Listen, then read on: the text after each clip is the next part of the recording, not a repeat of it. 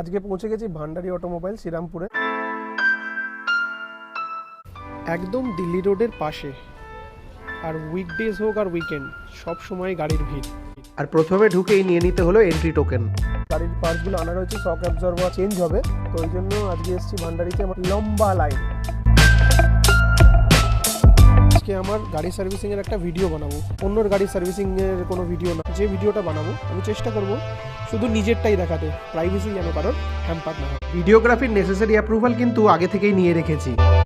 গাড়ির 22 নম্বর টোকেন দিয়েছিল, সেটা এন্ট্রি করিয়ে দিলাম এখানে। এখন আমায় কল করে ডাকবে, মোবাইল নাম্বারও নিয়ে নিয়েছে। আমার গাড়ির টার্ন এসে গেছে।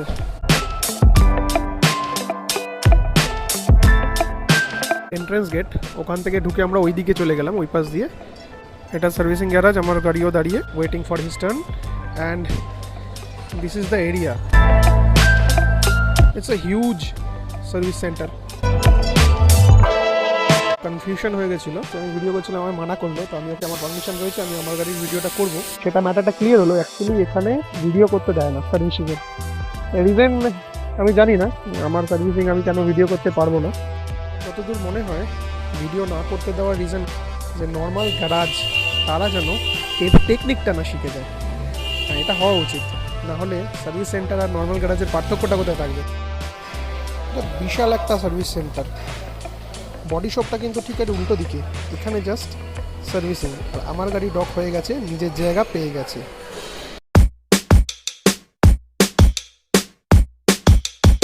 সেপ্টেম্বর অক্টোবরের দিকে পিরিয়ডিক্যাল সার্ভিস তো হয়ে গেছে, কিন্তু আজকে আমার গাড়ির অনেক কিছু অন্য সার্ভিসিং বাকি। এটাকে ঠিক সার্ভিসিং বলা চলে না, এটা হচ্ছে মেনটেনেন্স।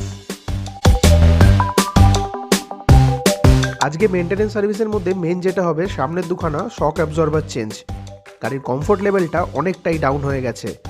অ্যাকচুয়ালি গাড়িটা বেশি চলে না, তো তাই জন্যই সামনে শক অ্যাবজর্ভারগুলো বসে গেছে। আর এখানে পাবলিক ট্রান্সপোর্ট এতটাই অ্যাভেলেবেল যে প্রাইভেট গাড়ির দরকারও পড়ে না। আর রাস্তায় বেরোলে গাড়ি চালাতে গেলে না মাথা গরমটা বেশি হয়ে যায়। ওই যে উজ্জ্বল নক্ষত্র টোটো, তাতেই তো রাস্তা ভরে গেছে। আমি প্রেফার করি আমার গাড়ির servicing always in a authorise service centre, কারণ আমি লাইফ রিস্ক নিতে একদম পছন্দ করি না। ছোটোখাটো অ্যাটাচমেন্ট ফিটমেন্ট করাতে পারো বাইরে থেকে, তাতে কোনো অসুবিধা নেই, যেমন সিট কভারটা লাগিয়ে নিলে বা মোবাইলের একটা হোল্ডার লাগিয়ে নিলে। কিন্তু যখন গাড়ির ইন্টারনাল পার্টস বা ইলেকট্রিক্যাল পার্টসে হাত পড়ে, তখন মনে হয় service centre is the best. তাহলে কি সার্ভিস সেন্টারের বাইরের মেকানিকরা একদমই ভালো না? সেটা কিন্তু একদমই নয়। তারা হয়তো খুব এক্সপিরিয়েন্সড, কিন্তু প্রপার মেশিনারিজ ছাড়া তাদের experience is of no use. এই যদি চলতে থাকে তাহলে কিন্তু সত্যি শক অ্যাবজর্ভার এত তাড়াতাড়ি খারাপ হয় না। আমারটা খারাপ হওয়ার মেন কারণ হচ্ছে এখন অব্দি গাড়ি অনলি 43,000 কিলোমিটার চলেছে।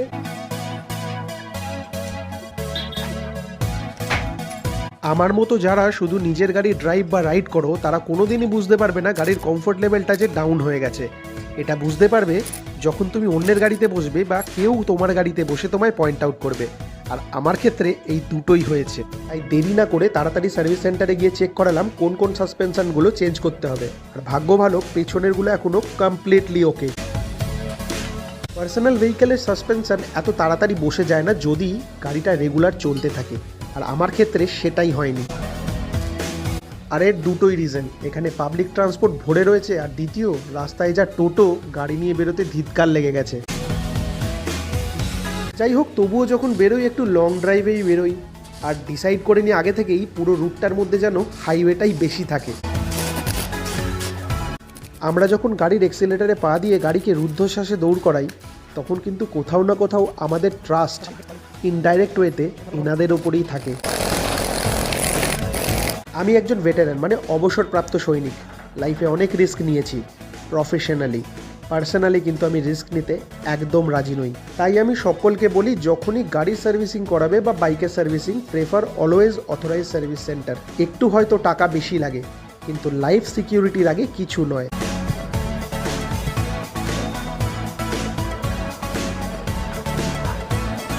অথরাইজ সার্ভিস সেন্টারে যে কোনো সার্ভিসিংয়ের একটা প্রোটোকল থাকে, মানে স্টেপ বাই স্টেপ কাজটা করার পদ্ধতি। আর সেই ওয়েতে প্রত্যেক কটা কাজ হয়, সেইভাবে এনারা ট্রেনিং প্রাপ্ত। তাহলে কি এখানে ভুল হয় না? সেটা আমি বলছি না, কারণ হিউম্যান এরার সব জায়গাতেই হতে পারে, কিন্তু তার পার্সেন্টেজটা অথরাইজ সার্ভিস সেন্টারে না এর বরাবর।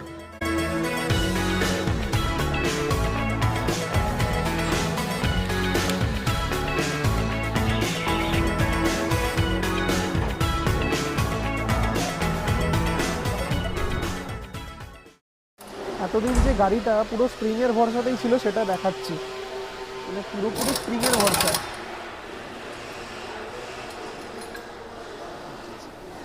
এই অবস্থা, রিটার্ন করছে এই অবস্থাতেই চলছিল এতদিন, দুটোই এক অবস্থা। আর একবার দেখাই আমার সকালের অবস্থা। এক হাতে আমি চিপে ঢুকিয়ে দিলাম আর এই ছেড়ে দিলাম।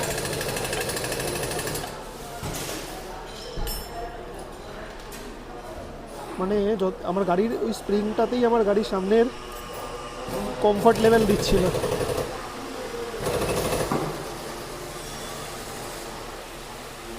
এক হাতে চিপলাম আর এই ছেড়ে দিলাম।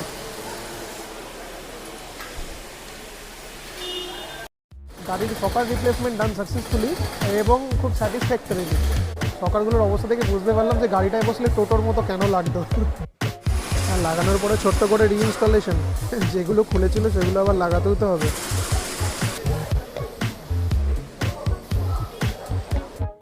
এখানে আমি একটা কথা বলে রাখি, এই আমার গাড়িতে হলুদ এই স্ট্রিপটা দেখছো, এটা কেন? এটা হচ্ছে রিফ্লেক্টর, 3M এর রিফ্লেক্টর। কমার্শিয়াল ভেহিকেলে, প্যাসেঞ্জার ভেহিকেলে এগুলো কিন্তু কম্পালসারি, হোয়াইট, পেছনে রেড, সাইডে ইয়েলো, এরকম কিছু থাকে। কিন্তু এটা আমার গাড়ি প্রথম থেকে লাগানো, আমি নিজে থেকেই লাগিয়েছি।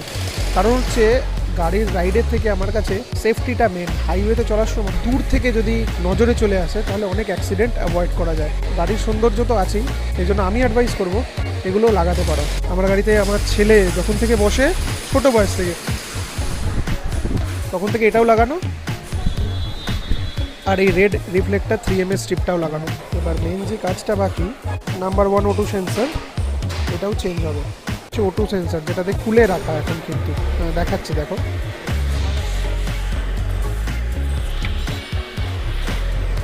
গাড়ি চালিয়ে এলাম, কোনো প্রবলেম নেই গাড়িতে। এটা লাগিয়ে দিলেই গাড়ি ইঞ্জিন ভাইব্রেট করছে। তো নিউ অটো সেন্সার অর্ডার দেওয়া হয়েছে, লাগানোর পরে হোপফুলি গাড়িটা ঠিকঠাকই চলবে। সকাল খোলার সময় এটা প্রথম খোলা হয়েছিল, লাগানো হলো লাস্ট।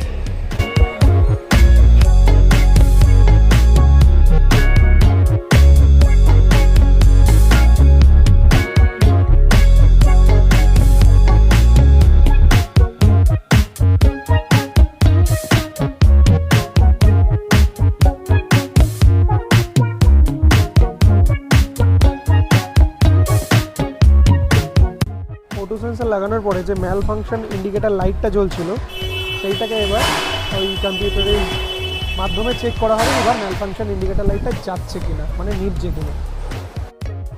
অটো সেন্সার লাগানোর পরে এবার চেকিং হচ্ছে, ফিঙ্গার ক্রস যেন ঠিক হয়ে যায়। হে ভগবান, না হলে আবার অন্য কিছু ঝটকা নিতে পারবো না। অনেক টাকা অলরেডি খরচা হয়ে গেছে, হোপফুলি ঠিক হয়ে যাবে। এখন এই যে কাজটা ভেতরে চলছে, এর না আমি কিছু বুঝবো, ওই জন্য দেখিয়ে কী লাভ।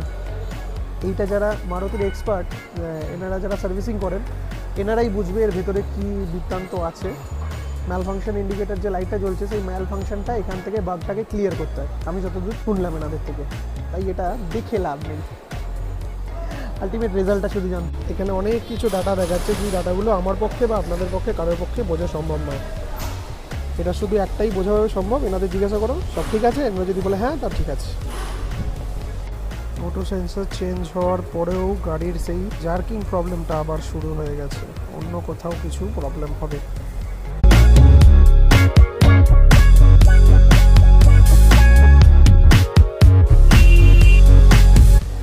সেইটাই খোঁজা চলছে যে এই প্রবলেমটা কেন আসছে। অটো সেন্সর খুলে রেখে দিলে কিন্তু এই জার্কিংটা আসছে না, লাগালেই জার্কিংটা আসছে। এইখানেও একটা জিনিস রিপ্লেস হবে, সেটা হচ্ছে cabin air ventilator.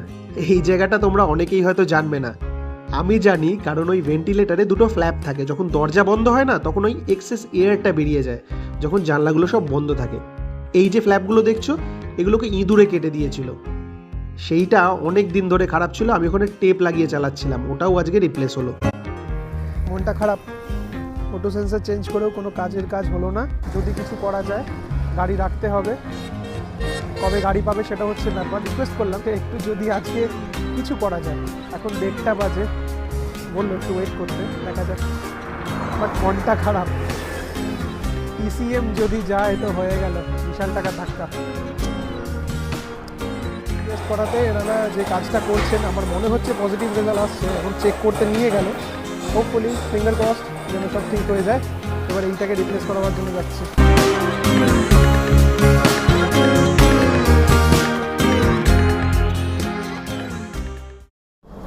Very unfortunate, সকাল 10:30টার সময় এসেও সার্ভিসিংটা আর হলো না, মানে গাড়ি রেখে আজকে যেতে হচ্ছে। হ্যাঁ, ট্রাই করেছে সার্ভিস সেন্টার, অনেক ট্রাই করেছে। আমার রিকোয়েস্ট করলাম যে যদি আজকে দেখুন দিয়ে দিতে পারেন, বাট হলো না। অটো সেন্সার চেঞ্জ করার পরেও একটা নকিং হচ্ছে। অটো সেন্সার যদি আমি খুলে দিই তাহলে কিছুই প্রবলেম হচ্ছে না, কিন্তু এরমভাবে তো গাড়ি চালানো জানে না, ইট ইজ এ রিস্কি। বললো 1-2 দিন লাগবে। আর গাড়ির মডেলটাও এমন, এখন আর মার্কেটেও নেই, যখন পাওয়া যাবে তখন একটা দেখা যাক এবার সার্ভিস সেন্টারের ওপর কী করে। Good morning. ওয়েদারটা হয়তো তোমরা সবাই দেখছো, আজকে প্রচণ্ড ফগ। পরশু দিন গাড়িটা সার্ভিসিংয়ে দিয়ে এসেছিলাম, ছেড়ে এসেছিলাম, অ্যাকচুয়ালি কমপ্লিট হয়নি। কালকে ওরা মেসেজ করেছিল যে ওরা চেক করছে। আজকে সকালবেলা জাস্ট 9 o'clock আমার কাছে কল এলো যে গাড়িটা হয়তো আরও 4-5 দিন রাখতে হতে পারে, কেননা সব কিছু ডায়াগনোজ করেও ফল্টি পার্টটা এখনও খুঁজে পাওয়া যায়নি। তাই ওরা চাইছে যে সেম মডেলের যদি একটা গাড়ি পাওয়া যায়, মারুতি রিটস। কেন যে গাড়িটা বন্ধ করে দিল, it's a very good car, aerodynamically গাড়িটা চালিয়ে যা মজা, যা রোড গ্রিপ ডেইলি বড় বড় গাড়িতে পাওয়া যায় না। মানে যত স্পিড আপ হয় গাড়িতে তত রোডটা কামড়ে ধরে বসার যে একটা টেন্ডেন্সি। যাই হোক, ওয়েদারটাও আজকে সেরকম ভালো নয়, আর মেসেজটাও খুব একটা, এই ওয়েদারে গাড়িটা নিয়ে থাকলে একটু বেরোনো যেত, সেটা আর করা যাবে না। ফলটা অ্যাকচুয়ালি কী হচ্ছে, অটো সেন্সারটা কিছুতে কেটে দিয়েছিল, 2টা চেঞ্জ করিয়ে দিয়েছি।